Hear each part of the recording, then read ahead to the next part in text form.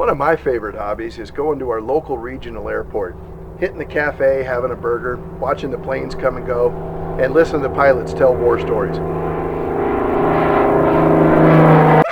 Hi, and welcome to Yeti at Large. This is a channel focused on making the most out of what you have, no matter where you're at. Thanks for tuning in and helping out. The only place we can do a book review on an aviation book is at an airport cafe. I needed some extra help, so I called in General Doolittle and an F-86 dog to back me up on this. We want to do a deep dive book review on Mike Machat's book, Painting Aviation's Legends. When art speaks to you individually and creates a bond, I think that's what I'm attracted to when I appreciate a piece of artwork. Mike's artwork, there's so many overlaps with my personal experiences and memories, and by viewing it and looking at it, I feel a strong connection to my own experiences expressed in Mike's art with a level of emotion and personality that you can't capture with a camera and that I'm incapable of recreating myself. Let's go through some of the examples that had a very personal impact on me. One of my favorite things about Mike is he's quick to point to his influences, his mentors, the people that he draws inspiration from and has benefited from seeing their art. R.G. Smith is a phenomenal artist, and I love the scenes that he painted because they had so much energy, and the activity in his paintings was incredible, and what he could convey with just a brushstroke without having to go in such technical detail was very impressive to me. Being a Robert Smith, I've always been drawn to R.G. Smith's artwork. I grew up reading Time Life's World War II books. Might have been a heavy topic for a grade schooler, but it really overlapped my appreciation for mechanics, my love of aviation, and ignited a desire to read and learn. In those books, there were some paintings that were done by a phenomenal artist of World War II aircraft. They were separate and on frameable media, and you could hang them up. What I always thought was very interesting was the planes were shown on the ground with the landing gear down. What I love specifically about the difference between those images and Mike's paintings is a sense of emotion that he can convey with perspective that you couldn't get a camera into.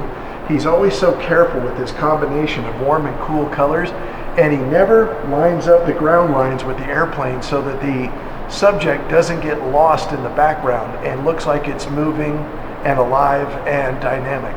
I've always appreciated that. Hands down, since I can remember, my favorite subject of World War II military aircraft has been the P-38 Lightning.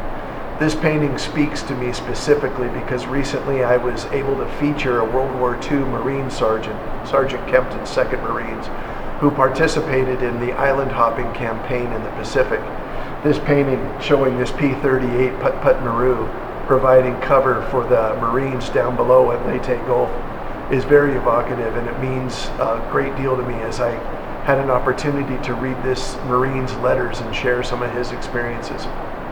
One thing that's always amazed me about an artist is their ability to convey such emotion with just a pencil or a charcoal. I love this drawing of the Cessna 310. I've always been a huge fan of this airplane, and it reminds me of the Cessna 402, an airplane as an 8-year-old in 1976 that I was puddle jumping out of Manhattan, Kansas with my family to Kansas City Airport to connect with the TWA flight. When we took off from the airport in Manhattan, Kansas, we left a significant portion of our landing gear behind and had to circle the airport for several hours till our landing weight was low enough that we could come back and land. The 310 is different than the 402, but the lines are very similar, and this pilot was able to bring the plane in with a mountain of yaw and keep the strut off the runway long enough to get it slowed down. Everybody walked away without a scratch. I really do love this painting here. The X-15 always amazed me. I remember that photograph of Scott Crossfield climbing out of it just drenched with sweat. But what attracts me to this painting isn't so much the main feature, it's the chase plane back here. The F-104 Starfighter, the missile with a man in it, Widowmaker. I did a video recently of one of these that's on static display at Embry-Riddle Aeronautical University in the Prescott area. It's on loan from NASA. It's an amazing airplane. I love how you can see if you change the aspect ratio of this wing, change the T-tail a little bit, provide different engines, you've got a U-2 out of it.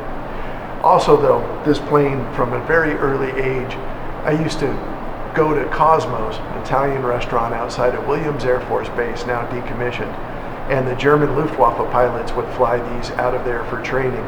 The accident rate was atrocious and relatively dangerous airplane to fly, although I don't think it deserves the reputation it has. There's a lot of meaning in this painting for me based on the starfighter in the background. Another painting with a lot of meaning, and I love his overlap series of then and now kind of thing. Well, this is a T6 Texan here. My biological father did most of his flight training in the Beech T-34 Mentor. Very similar aircraft. Phil talks very fondly of that Beech aircraft, pressurized cabin, tricycle landing gear, yaw and trim tabs. His experiences flying it, he just loved it. But going to another level, the F-16, the Falcon, they fly these out of Luke Air Force Base on the west side of the valley. I went to Luke Air Force Base many times for their flight days, and most recently, as a second lieutenant with the Civil Air Patrol, I took my cadets there. What I love about it is I instructed them that when the Thunderbirds did their final roll, they salute, and crowd tries to get pictures of them. It's time for the show to end, and we want to get people off the flight line and heading towards the exits.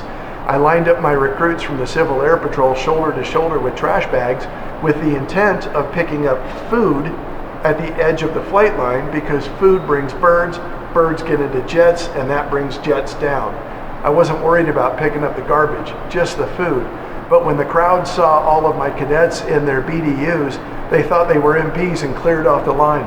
The Thunderbirds laughed hysterically, but the beautiful thing was the base commander saw that and invited our squadron, the Dan Kearney Composite Squadron out of Flagstaff, Arizona, back to fly against their combat-trained veterans in the full motion flight simulator.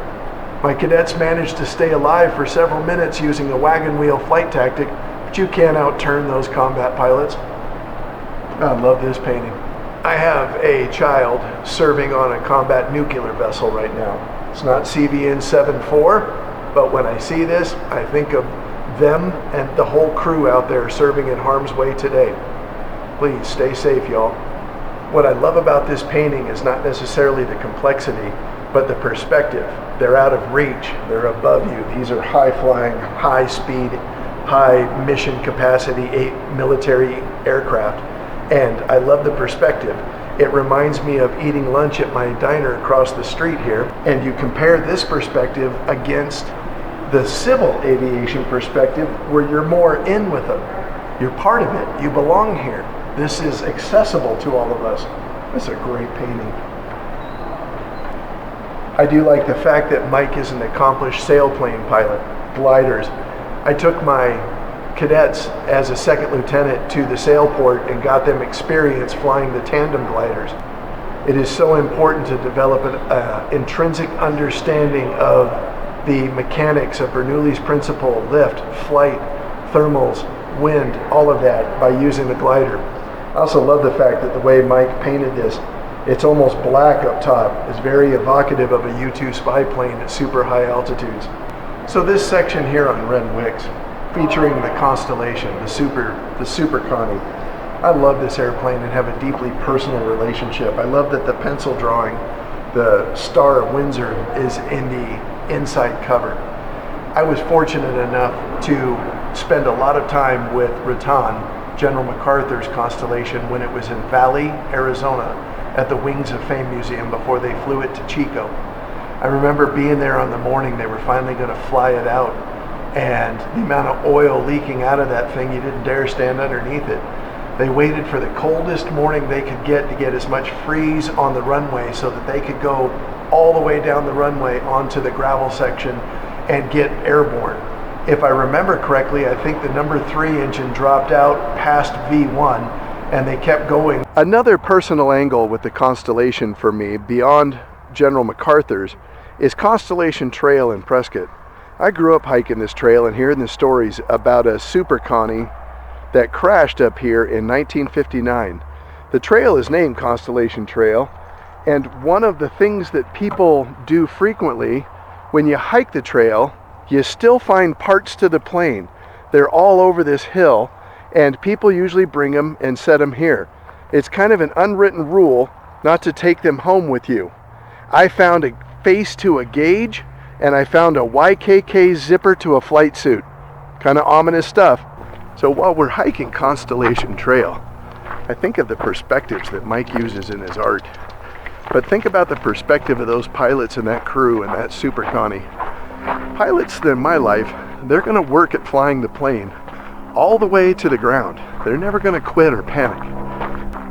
An old, crusty pilot once said, "There's nothing more useless than runway behind you and altitude above you." So this has been my review of Mike Machat's book. I very much appreciate his art. I strongly encourage you to go buy one of these books and keep it in your aviation library. Thank you so much for joining us. So continuing my thought with Mike's book and his artwork, I'm at the Hangar Cafe down at Chandler Regional Airport in the Phoenix Valley area. I flew missions out of here with the Maricopa County Search and Rescue Sky Rangers posse, fixed wing and rotorcraft. I love this place, but not near as much as I love an old Super Cub like this bad boy. Talk about a survivor, man. If she's mechanically sound, I don't really care how rough she looks on the outside. Look at some of the artwork we took off the hangar walls. I want to take a moment to thank Mike again. He's been accessible, and his contributions to the aviation world are significant. This was such a difficult video for me to make, out of an abundance of concern from detracting from something that otherwise I hold to high esteem. I've always enjoyed aviation, and I've looked for aviation art everywhere. You can find it in magazines, in airports and restaurants. At the end of the day, though, I really think it's about acknowledging all the hardworking people, from the pilots, the wrenches, the engineers, and the organizers that get us where we need to go and keep our eyes looking towards the sky.